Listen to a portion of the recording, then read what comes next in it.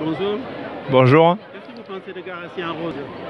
C'est une très belle initiative, c'est surtout un gros succès depuis l'année dernière, puisque l'année dernière nous accueillions 850 participantes et cette année pratiquement 1250, donc c'est une vraie réussite. Et on est très fiers de cette course parce qu'on arrive à mobiliser, à sensibiliser tout le monde et surtout remercier particulièrement les bénévoles, parce qu'il y a vraiment une grosse solidarité qui se met en place ici à Garassi par rapport à cette course. Ça soit bien que ça soit à Garassi, parce que Garassi représente quelque chose pour vous. Ah ben moi, bien sûr, moi je suis un Garastar, donc j'ai toujours été un Garastar et je resterai toujours un Garastar. Et je trouve que je pense que c'est très bien que cette cause, en tout cas, trouve sa cible. C'est pas forcément évident de parler de problèmes, notamment du cancer, et de sensibiliser les personnes autour du dépistage et mener des actions. Et donc aujourd'hui, avec Life is Rose, c'est important de pouvoir sensibiliser et de voir surtout qu'on trouve un écho ici au niveau de Garassi et de tout l'intérieur du Pays Basque. L'année prochaine, vous serez le 3e parrain encore? Oui, moi je pense que je serai parrain, voilà, à vie, parce que c'est quelque chose qui me tient à cœur. Ça fait 4 ans que je soutiens Life is Rose. Et voilà, c'est quelque chose qui a beaucoup de sens. Il y a beaucoup d'actions qui sont menées par Life is Rose pour aider des personnes dans la précarité, mener à bien des projets comme trouver des assurances pour les personnes atteintes de cancer, trouver des financements, payer des factures. Enfin voilà, il y a une multitude d'actions qui sont très importantes. Et depuis quelques temps, vous êtes représentant sportif, vous êtes consultant, pouvez nous en parler? Non, mais ça se passe bien. Pour moi, ça me permet aussi de ne pas couper complètement avec le milieu dans lequel j'ai vécu pendant 17 ans, le rugby professionnel. Donc voilà, ça me permet de rester sur le terrain, de commenter les matchs, et c'est vrai que c'est quelque chose dans laquelle je m'épanouis. Vous êtes connu mondialement?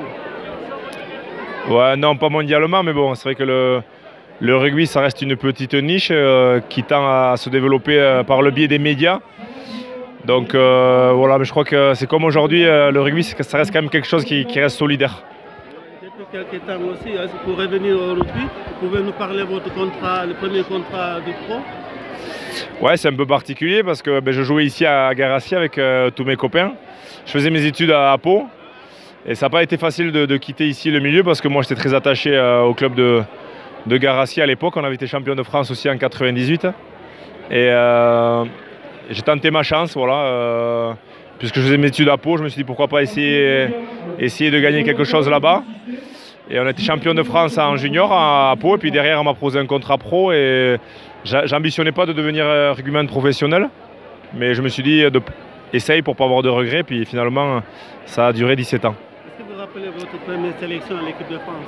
Ouais, bien sûr, hein, c'était un peu avant mes 22 ans, donc c'était au Pays de Galles à Cardiff, voilà, un match assez extraordinaire, puisqu'en plus en 2002 on fait un grand chelem sur le tournoi, donc quand tu as 22 ans, c'est assez incroyable.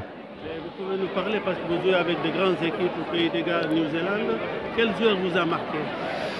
Il y a beaucoup de joueurs qui m'ont marqué, mais honnêtement, ce qui m'a le plus marqué, c'est quand je venais au stade ici à Garassi voir la première. Voilà, il y avait les frères Iturbide, Bideguin et beaucoup d'autres que je vais oublier, mais c'était un peu la fierté du village forcément. Et c'est vrai que c'est plus eux qui m'ont fait rêver que les grands joueurs internationaux.